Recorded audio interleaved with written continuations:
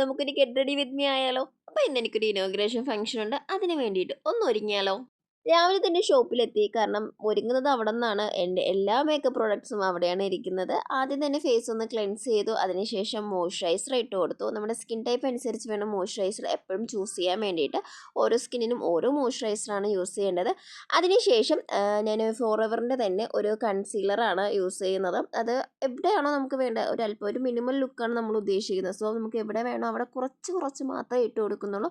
അതിനുശേഷം അത് നന്നായിട്ട് ബ്ലെൻഡ് ചെയ്യുന്നുണ്ട്. പിന്നെ നമ്മൾ ഐബ്രോ ഒന്ന് ഷേപ്പ് ചെയ്ത് കൊടുക്കുകയാണ്. ഒരുപാടൊന്നും ചെയ്യാനില്ല, എനിക്ക് കുറച്ച് ഫില്ലിങ്ങേ ഉള്ളൂ. അതൊക്കെ ഒന്ന് നന്നായിട്ട് ചെയ്ത് കൊടുക്കുന്നു.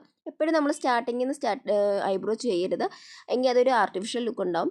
അതിനുശേഷം നമ്മൾ ഐ ഷാഡോ ആണ്, അതൊരു ന്യൂട്രൽ കളറാണ് നമ്മൾ ബേസ് ചെയ്യുന്നത്. അതും ലൈറ്റായിട്ടൊന്ന് കൊടുക്കുന്നതേ ഉള്ളൂ. അത് കഴിഞ്ഞ് നമ്മൾ ഫൗണ്ടേഷൻ ഇടുകയാണ്. ഹ്യൂഡ ബ്യൂട്ടിയുടെ ഒരു ഫൗണ്ടേഷനാണ്, അതൊരു അല്പം മാത്രമേ എടുക്കുന്നുള്ളൂ. ഒരിക്കലും ഡോട്ട് ഡോട്ടായിട്ട് കൈ കൊണ്ട് ഇങ്ങനെ ഫേസ് അപ്ലൈ ചെയ്യാൻ പാടില്ല. ഇപ്പം ഇവൻ്റെ പേഴ്സണൽ യൂസ് ആയതുകൊണ്ടാണ് ഞാൻ അങ്ങനെ ചെയ്യുന്നത്. ഒരിക്കലും പ്രൊഫഷണലി അങ്ങനെ ചെയ്യാൻ പാടുള്ളതല്ല. എന്ത് ഫേസിൽ ചെയ്യുന്നോ അതെല്ലാം നമ്മുടെ നെക്കിലേക്കും തന്നെ ചെയ്യണം, ഇല്ലെങ്കിൽ രണ്ട് കളറിലിരിക്കും. അത് കഴിഞ്ഞ് PSCയുടെ തന്നെ ട്രാൻസ്ലൂഷൻ പൗഡർ കൊണ്ടൊന്ന് സെറ്റ് ചെയ്ത് കൊടുക്കുകയാണ്. കോമ്പാക്റ്റ് പൗഡർ ഞാൻ യൂസ് ചെയ്യുന്നില്ല അവിടെ. പിന്നെ നമ്മൾ കണ്ണിൽ ഐലൈനർ വരച്ച് കൊടുക്കുന്നുണ്ട്. റെനിയുടെ കാജലാണ് യൂസ് ചെയ്യുന്നത്. നല്ല ഡാർക്കാണ് കേട്ടോ, കുറേ നേരം ലോങ് ലാസ്റ്റ് ചെയ്യുന്നതാണ്.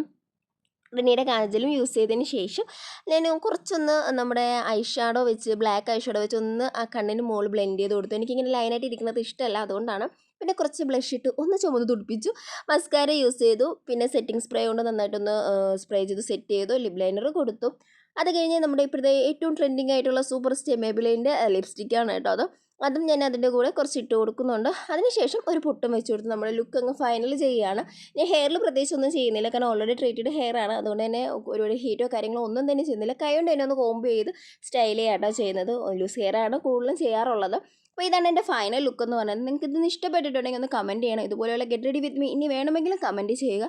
പുതിയ വീഡിയോ ആയിട്ട് വരും വരെ എല്ലാവർക്കും tata bye bye, see U.